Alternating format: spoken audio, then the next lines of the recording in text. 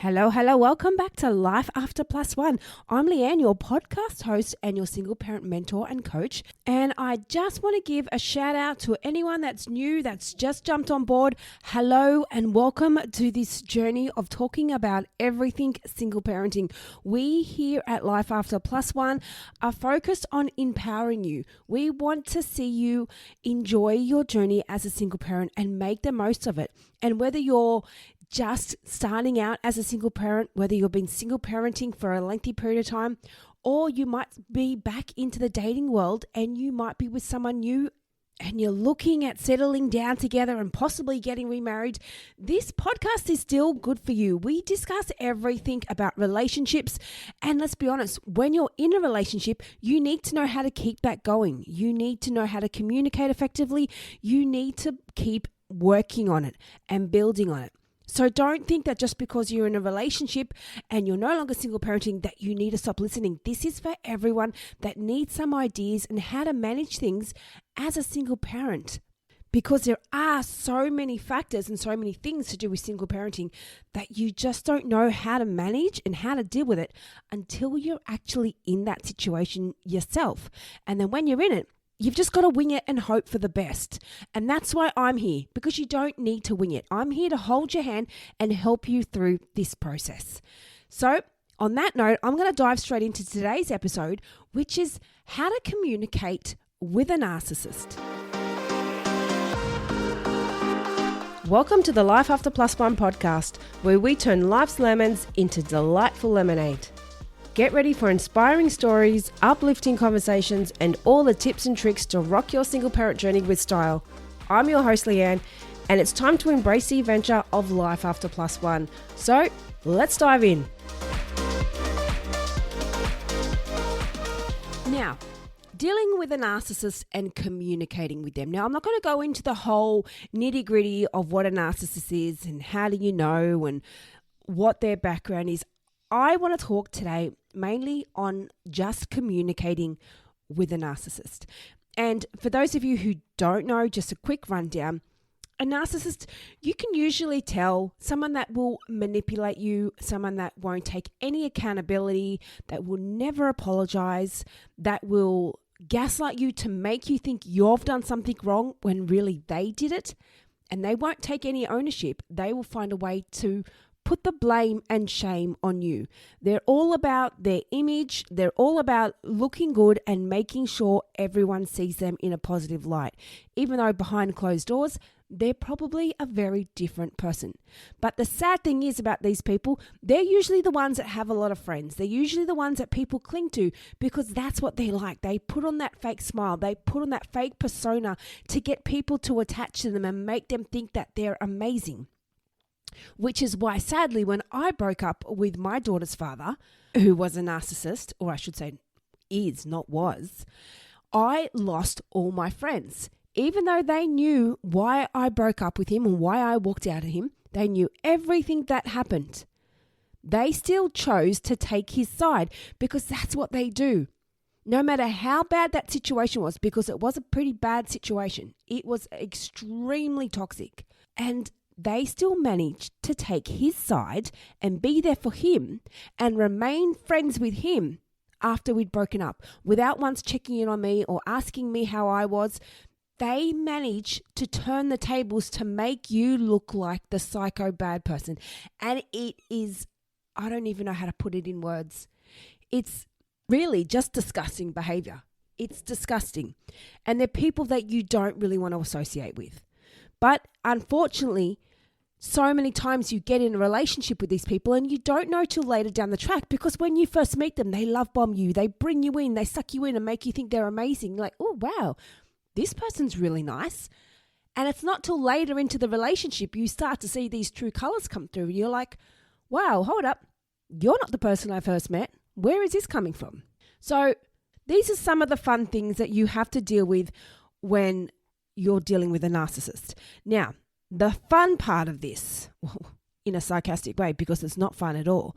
Co-parenting with a narcissist. How do you communicate with a co-parent who is a narcissist, who will never agree with you, who will always want to put you in a bad light, who will never be understanding, who will never ever put their child as first priority, because in their eyes, they take priority. In their eyes, they're always first, they're always right. It's always me, I. Never about the child.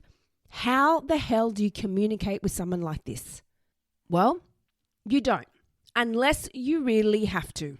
Do not involve yourself in unnecessary conversation with your ex if they're a narcissist when it's only going to spiral. It's never just an easy back and forth conversation with a narcissist. It never is. It's never, okay, I'll pick so-and-so up at 4:00 on Friday. It's never just as easy as that. There's always a little guilt trip message added in to make them feel superior or to make you feel shit, or there's always some twist and turn to the message. It's never a simple back and forth form of communication with them. So how do you engage? Well, do not engage in anything that's not related to the kids. And if you respond in a message that's related to the kids and throw in something else about them that's pissed you off or something that you don't like or you're changing plans, they will respond back in a way to make sure that you know that they're in control, which they're not, but in their eyes, they are. Nobody needs to be in control. You're both equal parties. Your mum, dad, that's it. Well, I shouldn't say that's it. That's an important role in your kids' lives. But in this situation, that's where you're at. There's no priority here. There's no superior person here. You are both equal parents on the same playing field. And engaging with someone like this is nothing but a massive headfuck.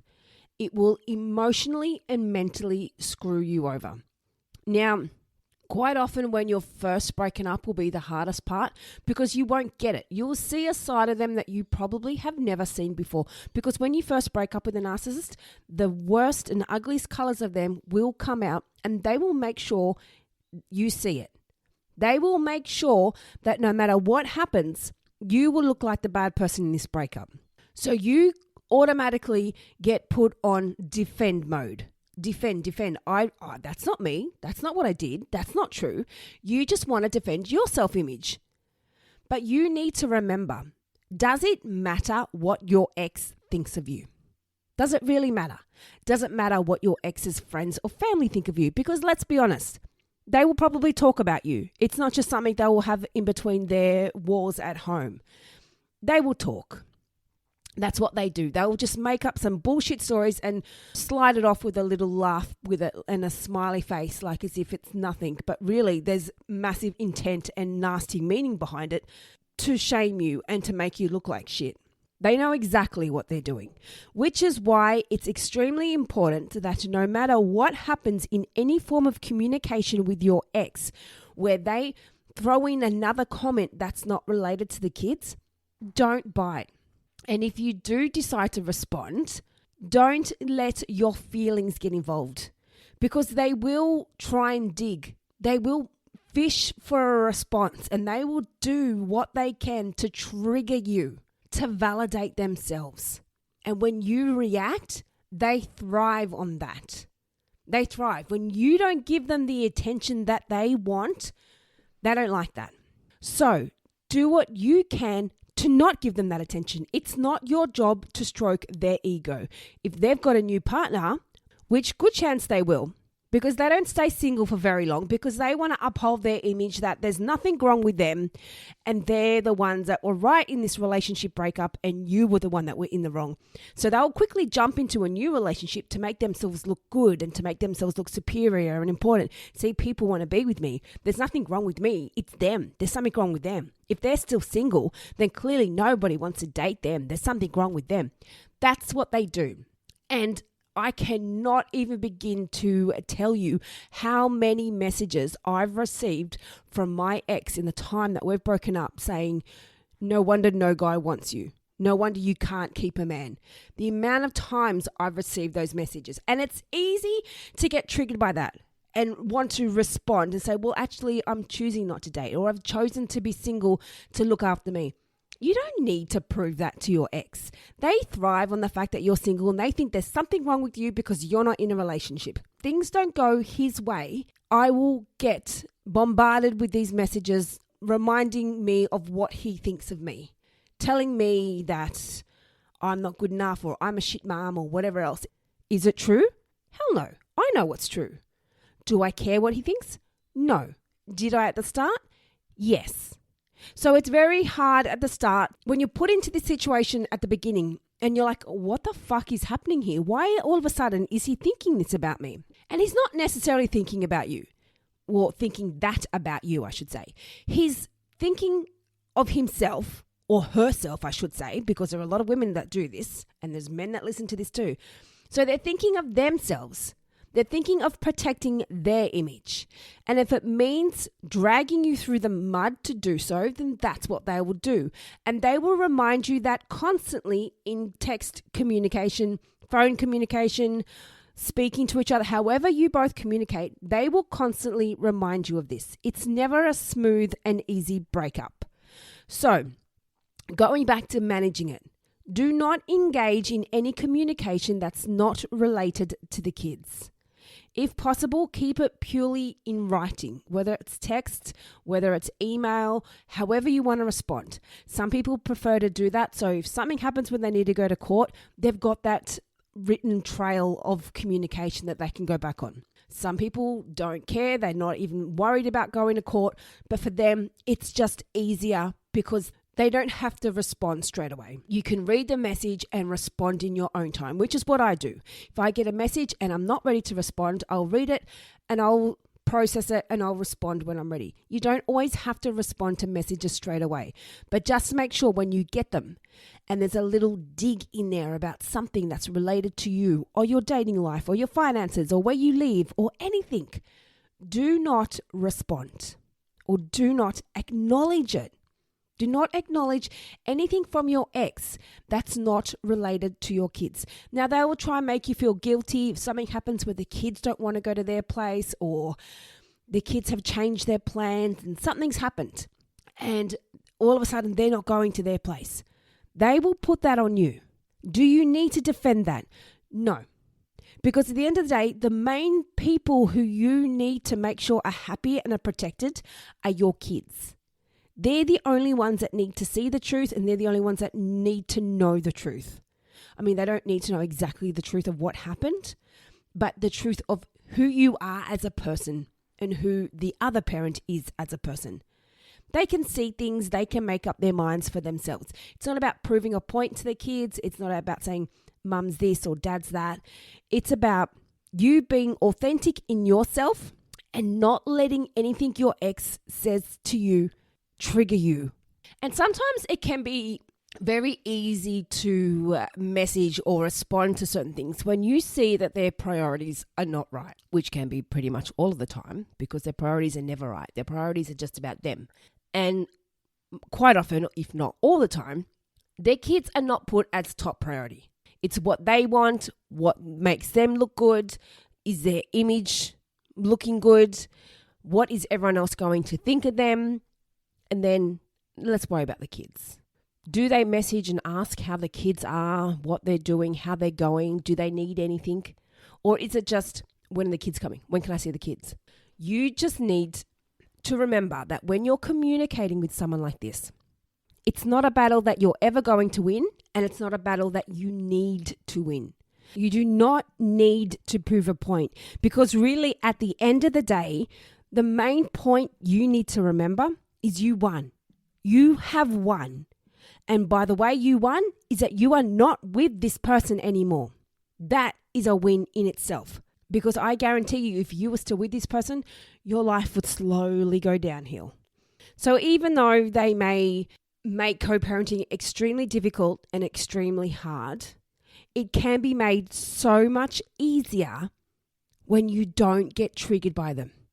They will poke you in every way possible, find things to say. If you're not responding, they will try and get a reaction. And eventually, when they realize that you're not biting, They will realize eventually that you don't give a shit about anything that they think or do or say. Then they'll slowly give up. Now, for me, for myself, the best way I've found to communicate with a narcissist is to simply not communicate. Thankfully, my daughter's now at an age where she has her own device. So when she's at his place, she used to always call me to say goodnight. Sometimes she'd call me random times in the day, just with random things as they do. So what I tell him to do is to communicate directly with her, with our daughter. Because there'd be times when she didn't want to go there, or if she had a party on, or if she had something else on and the schedule got changed, or she wanted to go there on the Saturday instead of the Friday because maybe she was sick, or she had a carnival at school and just wanted to have an early night and stay home, and she can't do that there because there's all these other kids. So now I get my daughter just to text him.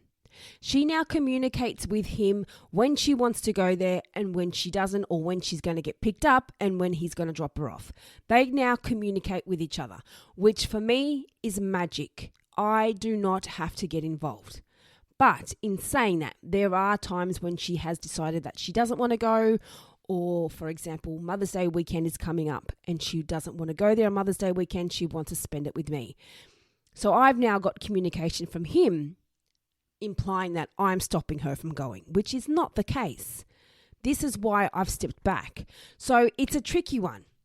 Whether you're involved or not, they will still find a way to blame you. That's their MO, trying to bring you down. Now, part of me does feel a little bit guilty about putting that pressure on my daughter, but then I thought it's not really doing anything bad to her. It's just her saying, yes, you can pick me up at this time, or no, you can pick me up tomorrow, or organising times with him. She's now old enough to do that. She can communicate effectively with me. She can call me when she needs something, when she's there. So there's no reason why she can't do the same with him. And it's my way of trying to teach her to open up to him. And the positive of that, if she was to say something to him and he didn't like it, he would never get angry at her. So for me, it's easier to stay out of it as much as possible. And not just physically not get involved, but emotionally and mentally not get involved. But if you can communicate with your ex and they're not going to trigger you, you're not fazed what they say or what they do, then by all means, keep the communication between you two. But obviously this can only be done with the kids at an older age.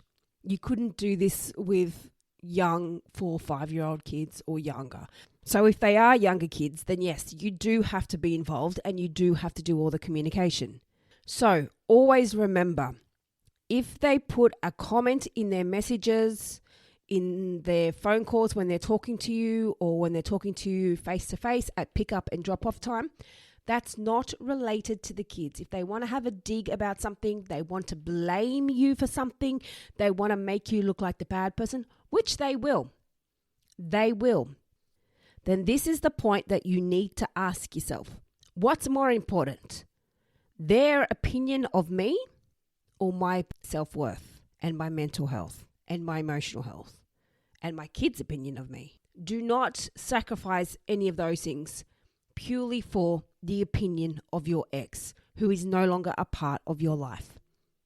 And I have said this on multiple different episodes in the past, but when you're communicating with a narcissist, and not just a narcissist, with an ex in general, it is extremely difficult to deal with an ex who is constantly in and out of your life. They're not just gone. You can't just block them and shut them out.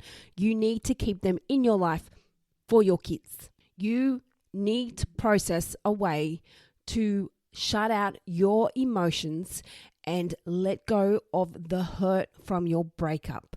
Because you can't have an effective co-parenting relationship with someone when you're still hurting and struggling to get over the pain of your breakup. You need to separate the two.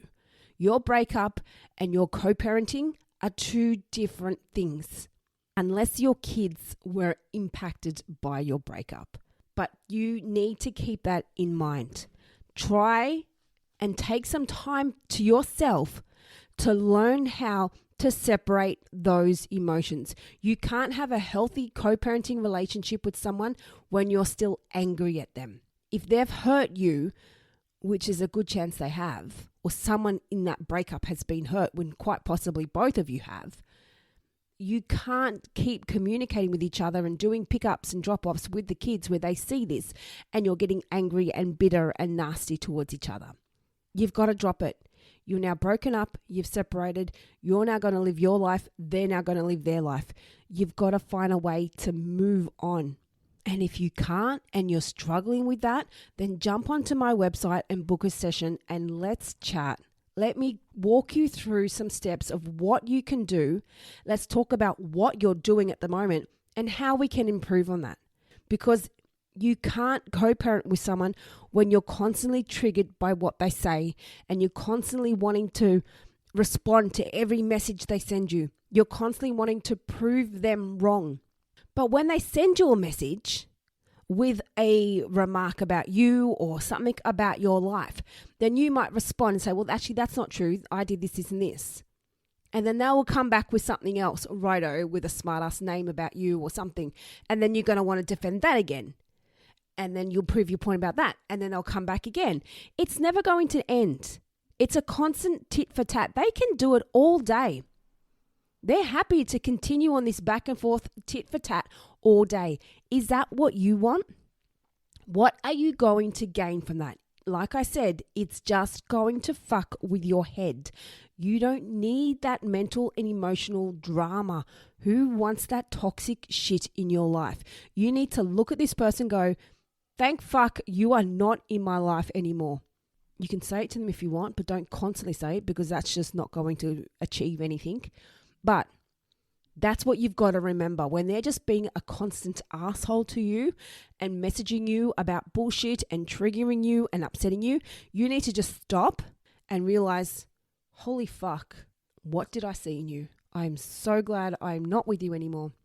And if they've got a new partner, then you just need to think to yourself, this is their problem. This is their circus and they can manage it. It's not my show anymore. So just remember that. And there's other things they will do. They will try and change plans to suit them. They will push boundaries. For example, if the arrangement is they just come to the door, they might push boundaries and try and come inside or ask to use your toilet when you don't want them to come inside. Or they might not even ask. They might just say, I need to go to the toilet and just help themselves and come on in. You've got to be firm. No, this is not okay. Let them know. You can meet them outside in the car. You wait in the car from now on. I'm not having this. Be firm and don't tolerate anything or don't respond to anything that is not related to the kids' pick-up or drop-off times or anything that's related to the other parent needing to know about their kids. That's it. Do not get triggered by their actions or their thoughts or their opinions of you. And if they do push boundaries, which they will try and change times and anything else or payments. They will try and change child support. They will try and do anything sneaky that they can as a way to try and hold power over you. And when they do that, when they push those boundaries, they will see you get triggered. They will see you get angry. And they love that. They thrive on that. Don't fight into it. Don't battle it. Just hold it firm. Nope, that's not okay. Outside. You're not welcome in here. Or if they try to change anything, nope, that's not okay. We're going to keep it as is. And even if you want to be nice to them, thank you, I appreciate the offer, but I'd rather keep the payments where they are. Whatever it is, pick-up times, that's a good suggestion, but I'd rather keep the pick-up and drop-off times to where they are. Thank you. You don't always have to pick a fight with them just because they're an arsehole to you. But just remember, don't put yourself in a situation where your whole mood and your emotions and everything else is going to be thrown all out of whack because of one message or one comment this person who is no longer part of your life has said to you. Is it worth it? Don't forget that. Is it worth the stress, the loss of sleep, the worry, the concern, everything else because of a comment that they're saying? Take it with a grain of salt. Now, when it comes to legal issues, it is very different. And I'm not going to dive into that today, but I will on another episode. But just remember to follow the same principles. Keep your ego and your emotions in check. When you get triggered, when you get angry, when you bite, when you want to prove a point, they love that. They thrive on it. Keep your emotions in check. Don't be fazed by any bullshit comments or opinions they have about you. And the hard thing is with people like this, when they do get a new partner, they will convince them that you are the worst person in the world. And it's hard. It makes co-parenting extremely difficult because they are so blinded by their words and what they say and what they do. They just think that everything that they're saying and doing must be right. This person must be nasty. Their ex must be a horrible person. They're going to think that. A decent human being will see through that and will realize that your ex is talking shit. And if they are a decent person and they do see that, then there's a good chance they probably won't want to be with that person anymore. But if they are very insecure and lack of confidence and self-esteem, then they probably will believe everything that your ex is saying about you. Do you need to prove a point to them? No. Is it nice? No, of course not. But it's going to happen. They're wanting to constantly look like the better person. And as I said, if it means dragging your image through the mud so it looks like that whole breakup and everything that happened was your fault, then they will do that. So you are never going to be perceived in a good way by your ex's new partner if they're a narcissist. They won't put you in a good light. They will make sure of that. So you've just got to learn to make do with that. But again, don't let your emotions get involved. As much as you want to, don't take your anger and frustration out on them. Don't try to prove a point to them or start yelling and screaming and getting angry because they've got this opinion of you. And they're all of a sudden thinking and saying these things about you, which are not true, but they're saying it because it's what your ex has told them. Again, take it with a grain of salt. It is hard, but you don't need to worry about the opinions of your ex or the person that's in your ex's life. If they're not willing to see you for who you are, if they're not willing to make an effort to get to know you and co-parent in a healthy manner, then leave it be. It is so much easier when you can get along, when you can communicate effectively, but unfortunately it doesn't work. It's got to take both parties to be on board for that. And if they're not, and you've got one party that just wants to be nasty and mean and cruel and bitch and moan about the other parent, it's not going to work. It's a lose-lose battle. You've just got to take it with a grain of salt, let your emotions go, and just hope that your kids are happy. And that's all that matters. Your kids come home happy from their place, then that's all you need to worry about. It's no longer about how you feel. It's no longer about what happened in your breakup, who got hurt, who did what, who said this, who said that.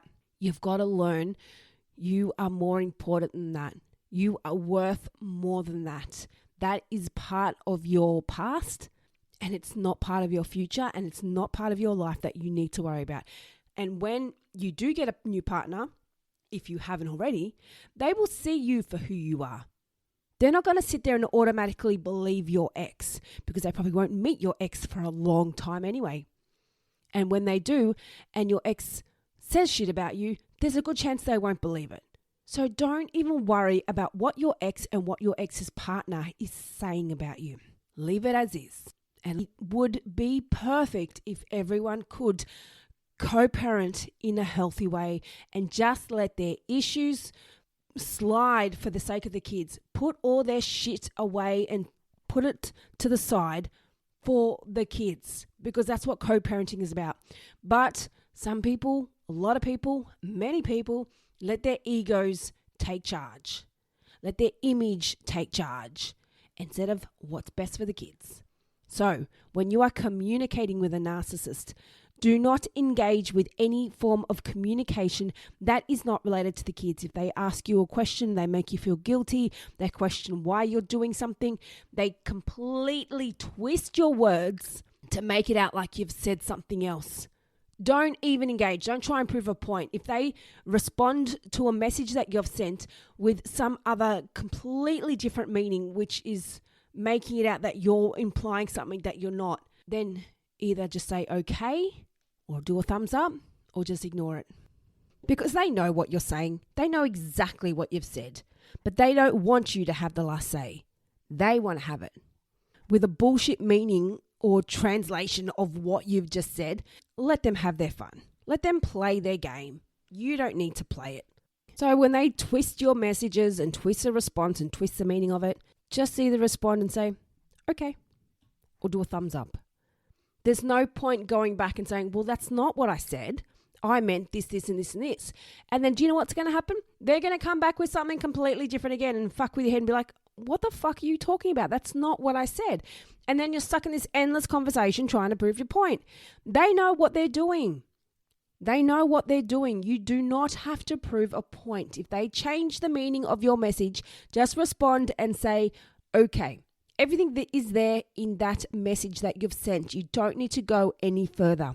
So that's just a basic reminder of how to communicate with a narcissist who's not willing to cooperate. Take out your emotions. Don't take anything personally because they will try and hit below the belt. They will try and upset you and trigger you. Don't take it personally. It's not worth it. It's not worth worrying about and losing sleep over someone who is no longer part of your life. It doesn't matter. You just need to worry about you and your mental health and your self-worth and your self-care and your kids and that they're happy. That's what you need to focus on. So let them twist your meanings of your messages. Let them make up some other bullshit. Let them message you with some random facts about your life that you didn't even know, but apparently they know this stuff about you. Let them do what they want and then just respond with an okay or a thumbs up or a no response at all. You don't need to, unless a response is needed because it's related to the kids. And if it is, then acknowledge that and leave the other comments aside. And then respond to what's necessary. Don't engage in shit that's going to upset you. All right, so that's it from me. I'm going to wrap it up. Just a quick reminder, as I've said, on the importance of keeping your emotions in check and not taking things personally. And that's the main thing to remember when you're dealing with a narcissist. Don't take things personally. Don't get triggered. Don't let your emotions get involved. And have your boundaries. Don't let them walk all over you when they try to change your plans. Have things set and be firm.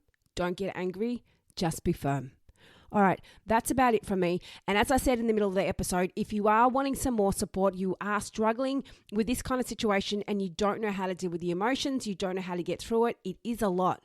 It is a lot when you're definitely going through this in the first stage. And even if it's years down the track, it's still a lot to get through if you're doing it on your own. So if you do need that extra support, jump on my website. I have quite a few programs there that can help you out and we can go through this together and I can look at what you're doing and how you can manage it in a more effective way. So jump onto my website. The details for that are in the show notes below.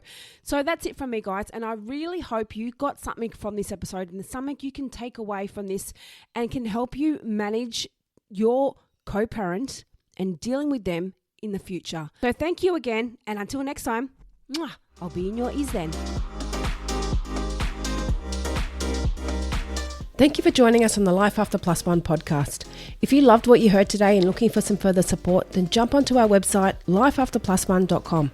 Plus, don't forget to check out our Instagram page for further resources and inspo.